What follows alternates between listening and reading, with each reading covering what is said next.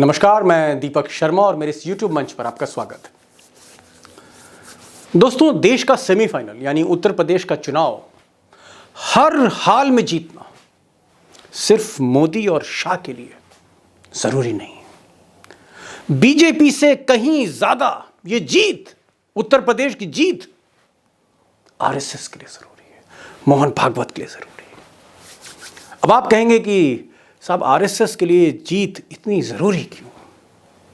दरअसल 2025 में यानी जस्ट 3 साल बाद आरएसएस अपने 100 साल पूरे करने जा रही है और उस 100 साल में आरएसएस इस देश में अपना पुराना एजेंडा और एजेंडे की कुछ बड़ी शर्तें लागू करना चाहती है और इसके लिए इस सेमीफाइनल को जीतना जरूरी है। सेमीफाइनल जीते तो फाइनल की जीत आसान, फाइनल जीते तो तीसरी बार मोदी की शपथ, मोदी की शपथ आरएसएस के हाथ में ये देश। और 2025 का इंतजार दोस्तों बीते कई बरस से किया जा रहा है।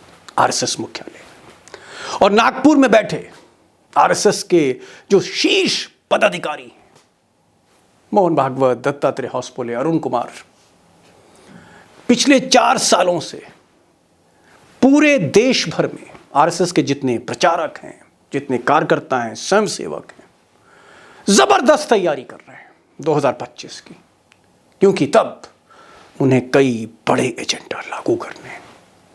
मैं इस पर आऊंगा आज, यूपी पर, और क्यों छटपटाहट है, क्यों खलबली है आरएसएस में, आज इसका मैं खुलासा करने जा रहा हूं।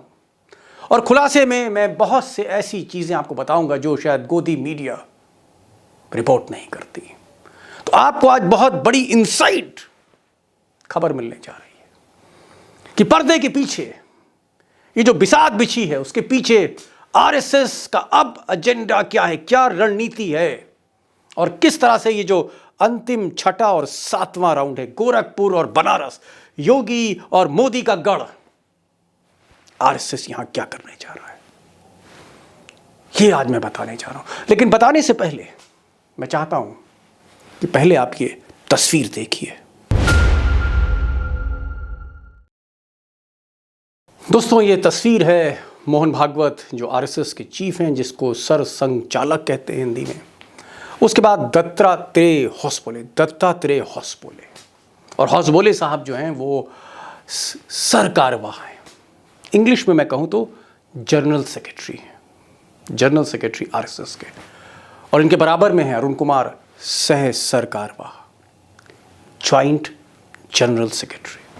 लेकिन ये जो तीसरे शख्स हैं अरुण कुमार, यही सबसे इंपॉर्टेंट है, क्योंकि आरएसएस की तरफ से अरुण कुमार जो हैं वो बीजेपी और सरकार और आरएसएस इनके बीच में कोऑर्डिनेशन देखते हैं। आप यूं कह सकते हैं कि बीजेपी को जो पूरी गाइडेंस है, उनके साथ बैठकर जो स्ट्रैटेजी तय होती है, तो एक तरफ से जहां मोदी कह लीजिए या शाह कह लीजिए या नड्डा कह लीजिए, एक तरफ से जहां नड्डा या शाह हैं, दूसरी तरफ से अरुण कुमार हैं। अरुण कुमार आरएसएस के सबसे टॉप लीडर हैं जो बीजेपी और सरकार का कामकाज देखते हैं।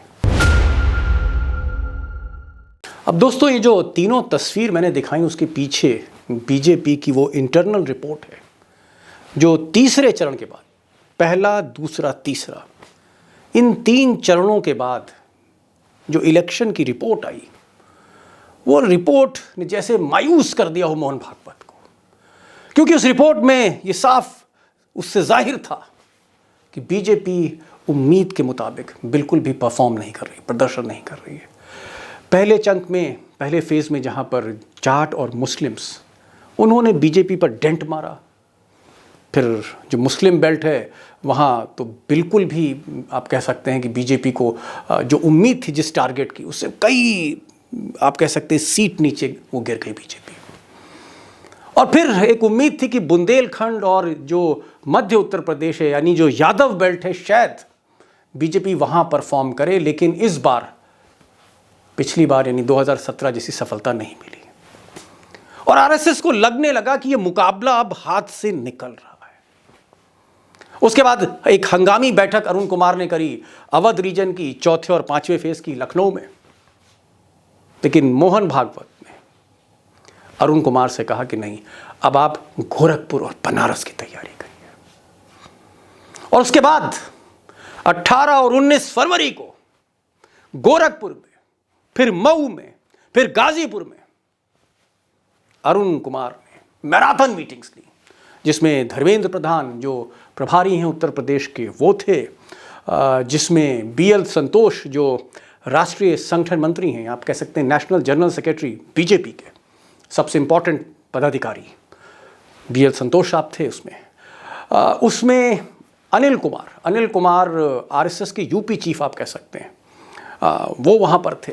और दर्जनों जिला अध्यक्ष और महानगर अध्यक्ष और मंत्री और मुख्यमंत्री के से जुड़े हुए लोग गोरखपुर में थे और कुछ महत्वपूर्ण फैसले हुए। और उसके बाद सिलसिला यहाँ नहीं थमा। आज जो मेरी बातचीत हुई है बनारस में, अरुण कुमार 1 मार्च को बनारस पहुंच रहे हैं, जहां कुछ दिन बाद मोदी कैंप करने जा रहे हैं। और अरुण कुमार ने धर्मेंद्र प्रधान को वहां बुलाया, तलब किया है। इसके अलावा अमित शाह भी वहां पर होंगे, वहां पर सुनील बंसल होंगे, अनिल कुमार होंगे। और ये वो बैठक है जो बीजेपी का उत्तर प्रदेश में मुस्तकबिल तय करेगी कि हारे या जीते। अब सब आप सोच रहे होंगे कि RSS का बीजेपी के इंटरनल डिसीजंस में इतना दखल क्यों? दखल कम है, लेकिन यहाँ एक चीज़ मैं क्लियर करना चाहता हूँ। बीजेपी में जब क्राइसिस बढ़ता है तो कोशिश करती है बीजेपी की जो लीडरशिप है, जो सेंट्रल लीडरशिप है, स्टेट लीडरशिप है, उस क्राइसिस को हल करने की कोशिश करती है। लेकिन जब ये क्राइसिस बढ़ने लगती है, एक्यूट हो जाती है, तो फिर पेरेंट ऑर्गेनाइजेशन, जी हाँ, parent organization RSS step in करता है। और क्योंकि उत्तर प्रदेश में क्राइसिस इतनी बढ़ चुकी है, आप कह सकते हैं कि जो कमान है अब वो अरुण कुमार के हाथ में। और इसकी एक वजह यह है कि 5वें फेज में, यानी जो इलाहाबाद में खत्म हुआ 5वां फेज अवध में, जहां 61 सीटें थी, वहां RSS ने और अमित शाह ने बीजेपी, स्टेट बीजेपी को जो टारगेट दिया था वो 40+ का टारगेट दिया था कि इस 61 में कम से कम 40 सीट जीतनी है, 40+। और जब ये टारगेट अचीव नहीं हुआ तो खलबली और मची, बीजेपी में भी, RSS में भी। अब दोस्तों, RSS और बीजेपी की जो बैठकें होती हैं अक्सर आपको अखबारों में नहीं दिखेंगी। बड़ा मुश्किल होता है कि इस बैठक में क्या हुआ, कौन से फैसले लिए गए और उन फैसलों को कैसे आप तक पहुंचाऊं मैं। मुश्किल काम है, लेकिन दिन रात की मेहनत के बाद कहीं ना कहीं मुझे सफलता मिली है। और मैं कह सकता हूं भरोसे के साथ कि जो मैं फैसले बताने जा रहा हूं आपको, जो RSS ने लिए, जो अरुण कुमार ने निर्देश दिए धर्मेंद्र प्रधान को और सुनील बंसल को, उसमें से चंद फैसले मैं आपको बता रहा हूं। पहला फैसला यह है कि RSS चाहती है कि मतदान का प्रतिशत बढ़ाया जाए। जो वोटिंग शेयर है वो नीचे जा रहा है, और खासकर जो बीजेपी की हिंदू पॉकेट्स हैं, जो शहरी पॉकेट्स हैं, और जो 5 फेज तक, 5th फेज तक जिस तरह की रिपोर्ट्स आई हैं, सर्वेज आए हैं, जहाँ जहाँ शहर में जो अर्बन पॉपुलेशन है, जो बीजेपी के गढ़ हैं, वहाँ से लोग कम निकले। एक मायूसी, एक उदासीनता आप कह सकते हैं। अब वो एंटी इनकम्बेंसी हो या लोग सपा को वोट ना देना चाह रहे हों, खासकर जो RSS के फॉलोअर्स हैं, बीजेपी के जो कोर समर्थक हैं, उनको घर से निकालने के लिए अरुण कुमार ने निर्देश दिए। और उसके लिए महाराष्ट्र से, गुजरात से, झारखंड से और बिहार से सैकड़ों की संख्या में भाजपा के कार्यकर्ता पहुंच चुके हैं गोरखपुर मंडल में और बनारस मंडल में। और इसके लिए डोर टू डोर कैंपेन हो रहा है कि मतदान का अगर प्रतिशत शहर में बढ़ा, जहां बीजेपी का कोर वोटर है, तो मामले में सुधार हो सकता है। एक और फैसला जो लिया गया है गोरखपुर में और फिर बाकी जो मीटिंग्स हुई हैं हाल फिलहाल की, उसमें फैसला ये लिया गया है कि हर विधानसभा में, हर कंस्टिट्यूएंसी में मोहल्ले और गली स्तर पे कम से कम 500 बैठक की जाएंगी और इसका पूरा ब्यौरा रखा जाएगा। 400 से 500 बैठक की जाएंगी, यानी एक फुल ब्लोन कैंपेन, एक ऐसा कैंपेन जो शायद अब तक बीजेपी कार्यकर्ताओं ने नहीं देखा। इसे कहते हैं गोइंग ऑल आउट, गली गली, घर घर। और ये कैंपेन है जहां पर 500 मीटिंग करनी है, ये टारगेट दिया गया है विधानसभा के जो उस वक्त के वहां के जो मंडल प्रभारी हैं उनको। एक और फैसला हुआ है और वो फैसला है कि हर सूरत से जो ओबीसी है उस पर फोकस करना है, क्योंकि जो खबर है बीजेपी को और आरएसएस के खेमे में वो ये है कि अखिलेश यादव बड़ी तेज़ी से जो उनका ओबीसी वोट बैंक है जो उन्होंने 2014 में क्रिएट किया और जिस पर उन्होंने जीत की इमारत खड़ी करी नरेंद्र मोदी ने, वो जो बुनियाद है वो दरक रही है, वो ओबीसी जा रहा है। और वो जो 40% हिंदू है, मेजॉरिटी हिंदू आप कह सकते हैं, उसको वापस लाने के लिए कि वो टूटे ना, ये अरुण कुमार ने निर्देश दिए हैं, डायरेक्टिव्स दिए हैं आरएसएस ने, और इस पर पूरी तरह से इम्प्लीमेंट करने की कोशिश धर्मेंद्र प्रधान और उनकी टीम कर रही है उत्तर प्रदेश में। एक और पॉइंट, ब्राह्मण फैक्टर। अभी तक आरएसएस का ये मानना था कि ब्राह्मण लखनऊ में, कानपुर में, इलाहाबाद तक इतना नाराज नहीं है, लेकिन जैसे जैसे पूर्वांचल की तरफ ये चुनाव बढ़ रहा है, खासकर गोरखपुर का जो इलाका है और ये पूरी बेल्ट, गोरखपुर, देवरिया, महाराजगंज, सिद्धार्थनगर, ये जो बेल्ट है, इस बेल्ट में एक तो ब्राह्मण बहुसंख्यक है और क्योंकि ये गोरखनाथ मठ के चारों तरफ का इलाका है जहाँ के अनडिस्प्यूटेड लॉर्ड योगी आदित्यनाथ हैं, और योगी आदित्यनाथ की जो एंटी ब्राह्मण पॉलिसीज़ हैं, जो उनका ठाकुरवाद है, जो सर चढ़ के बोल रहा है, उससे वाकई ब्राह्मण नाराज हैं। उनको मनाने के लिए पूरी तरह से संघ जो है नतमस्तक है, क्योंकि एक चीज़ मैं यहाँ बताना चाहूँगा कि संघ मूलतः मराठी ब्राह्मणों का वहाँ वर्चस्व रहा है, ब्राह्मणों का वहाँ पर आप कह सकते हैं होल्ड रहा है, और मोहन भागवत को ये जो ठाकुरिज्म है योगी आदित्यनाथ का कतई बर्दाश्त नहीं है।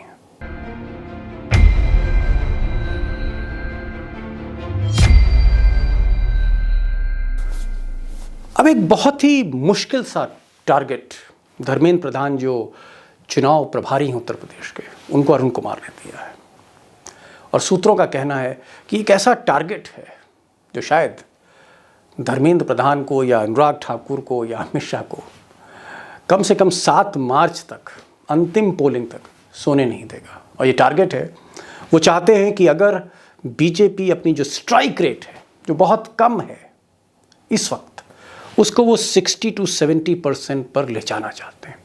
60 to 70% स्ट्राइक रेट, इसका मतलब ये हुआ कि हर 10 में से 6 या 7 सीट जीतना।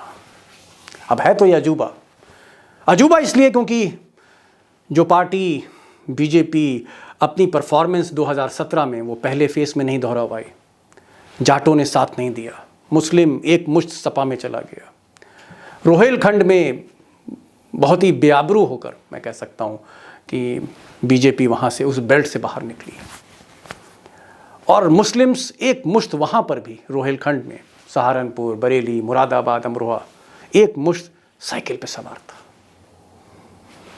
एक उम्मीद थी बीजेपी को कि शायद ये जो यादव बेल्ट है, यहाँ बुंदेलखंड और ये जो इटावा को छोड़कर, मैनपुरी को छोड़कर जो बाकी इलाका है, हमीरपुर, जालौन, औरैया, वहाँ शायद उनको सफलता मिले, लेकिन सिर्फ कानपुर बेल्ट में, कानपुर देहात में और बुंदेलखंड वैसे भी सीटें बहुत कम है।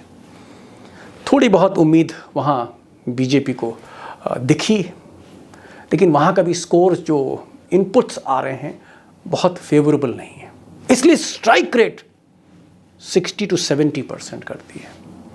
अब ये मुश्किल स्ट्राइक रेट है, अब कैसे अचीव होगी मुझे लगता है कि हमको इंतज़ार करना पड़ेगा कि आखिर जो 3 तारीख को गोरखपुर बेल्ट में वोटिंग हो रही है, उसके बाद 7 को जो बनारस बेल्ट में वोटिंग हो रही, हमको उस वोटिंग पैटर्न देखना पड़ेगा कि क्या इनपुट्स आती हैं। और अगर हमें ना भी पता हो 7 तारीख तक, तो 3 दिन बाद तो नतीजे आ रहे हैं दोस्तों।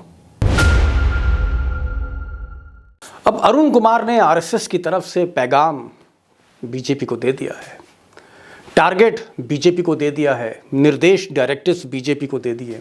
लेकिन बीजेपी के कुछ नेताओं से जो मेरी बात हुई, उनका ये कहना है कि अगर बीजेपी चौथे और 5वां यानी जो अवध का रीजन है लखनऊ से इलाहाबाद के बीच, अगर यहाँ पर वो एक बेहतर प्रदर्शन नहीं कर पाई है, अगर वो फेज़ 3 में जो बुंदेलखंड और कानपुर तक का जो एरिया है, अगर वहाँ बीजेपी ने अच्छा प्रदर्शन नहीं किया, तो साहब आप छठे 7वें में कैसे उम्मीद रखते हैं, जहाँ समाजवादियों का आप कह सकते हैं एक पुराना गढ़ है। परंपरागत रूप से ये जो बेल्ट है, मऊ, गाजीपुर, आजमगढ़, जौनपुर, आप ऊपर तक चले जाइए, पडरौना तक, सिद्धार्थनगर, महाराजगंज, इस बेल्ट में, इस पट्टी में बलिया है, देवरिया है, यहाँ पर समाजवादियों ने बहुत अच्छा प्रदर्शन किया। और उसका कारण है ओबीसी, वो जातीय समीकरण जो कभी मुलायम सिंह यादव ने जिंदा किए थे इस बेल्ट में।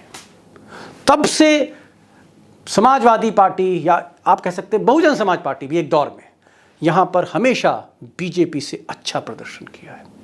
तो जहाँ समाजवादियों की बेल्ट है, जहाँ जातीय समीकरण का जादू चलता है, वहाँ ये 60% प्लस का जो स्ट्राइक रेट है, वाकई एक मुश्किल चुनौती है बीजेपी के लिए। अब दोस्तों अंतिम 2 राउंड हैं और इतना मुश्किल लक्ष्य है, लेकिन इस लक्ष्य के पीछे जो संघ की सोच है, आरएसएस की सोच है, वो ये है कि अगर उत्तर प्रदेश को गंवा दिया बीजेपी ने, तो वो जो बड़े लक्ष्य हैं आरएसएस के, यूनिफॉर्म सिविल कोड, उसको वो 2025 तक लागू करना चाहते हैं, खासकर जब आरएसएस 100 साल पूरे कर रहा होगा।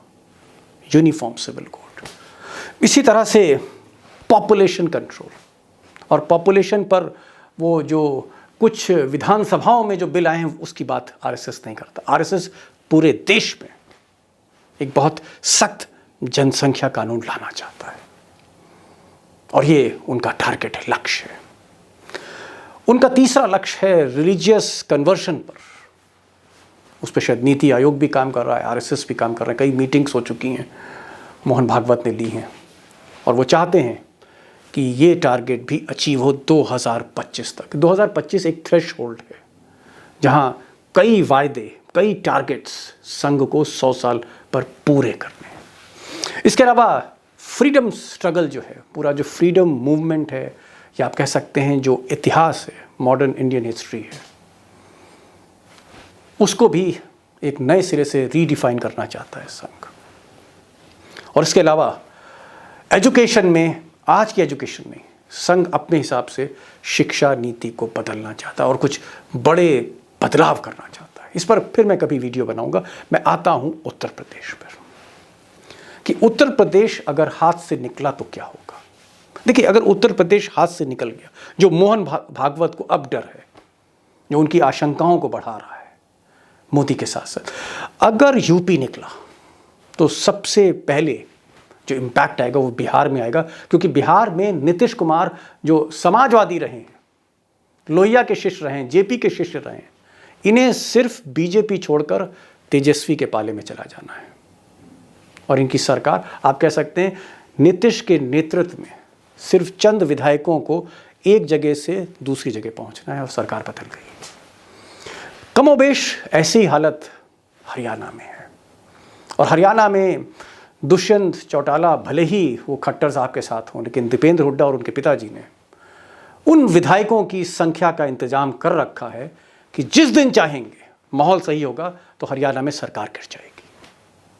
और महाराष्ट्र में अमित शाह देवेंद्र फडणवीस और नरेंद्र मोदी काफ़ी दिनों से एक बड़ा ऑपरेशन करना चाहते हैं, एक बड़ा स्ट्राइक, सर्जिकल स्ट्राइक करना चाहते हैं। नवाब मलिक की गिरफ्तारी के बाद थोड़ी सी झलक हमने देखी है, लेकिन अगर उत्तर प्रदेश हार गए और बीजेपी के अंदर विरोध शुरू हुआ, सुब्रमण्यम स्वामी, वरुण गांधी, मेनका गांधी, हो सकता है कहीं ना कहीं नितिन गडकरी, ये सारे लोग, और फिर कुछ आरएसएस के लोग और एंटी गुजरात लॉबी, ये जब एक्टिव होगी तो पता नहीं उस स्थिति में, उन परिस्थितियों में मोदी जी महाराष्ट्र में कोई फैसला ले भी पाएंगे कि नहीं ले पाएंगे। और कर्नाटक में आप जान ही रहे हैं स्थिति क्या है, फिर चुनाव हैं, गुजरात का भी चुनाव है। ये सारी स्थितियों को देखकर संघ जो है घबराया हुआ है। उसको लगता है कि अगर ये राजनीतिक स्थितियां बिगड़ी तो 2024 का जो लक्ष्य है, तीसरी बार मोदी जी को प्रधानमंत्री बनाने का, वो दूर हो जाएगा। और वो 2024 में सरकार का जो बीजेपी की वापसी अगर दूरी हुई तो 2025 की जो तैयारियां चल रही हैं देश का मुस्तकबिल बदलने की, उस पर पानी फिर जाएगा। तो दोस्तों 10 मार्च तक इंतज़ार करना होगा। और मैं तो यही कहूँगा कि संघ, भले ही उसको लग रहा हो कि शायद अभी भी उत्तर प्रदेश उसके हाथ में है, लेकिन मुझे लगता है बहुत सी चीज़ें इंसान सोचता है लेकिन ऊपर वाला बिजली गिरा देता है। तो आज बस इतना ही। आपको ये वीडियो कैसा लगा इस पर आप कमेंट्स दीजिएगा। और मैं एक बार फिर आपसे कहूँगा कि देखिए, बहुत मुश्किल से आरएसएस, बीजेपी, मोदी, शाह, मोहन भागवत, ऐसी खबरें अगर मैं आपको पहुँचा रहा हूँ तो आप सोचिए कि कितना विरोधों का सामना मुझे करना पड़ता होगा। और इसलिए इस आवाज़ को गंभीरता के साथ आगे बढ़ाइए, शेयर करिए। मैंने कई बार कहा है कि मैं कहानियाँ नहीं सुनाता, मैं सत्य कथा में विश्वास रखता हूँ, और ख़ासकर जो देश के भविष्य को बदल सकती हैं। आज बस इतना ही। एक गुजारिश, ज़्यादा से ज़्यादा इस वीडियो को शेयर करिए और सब्सक्राइब करिए, लाइक करिए, बेल आइकन आप क्लिक करिए कि आपको नोटिफिकेशंस मिलते रहें। आज बस इतना ही। नमस्कार।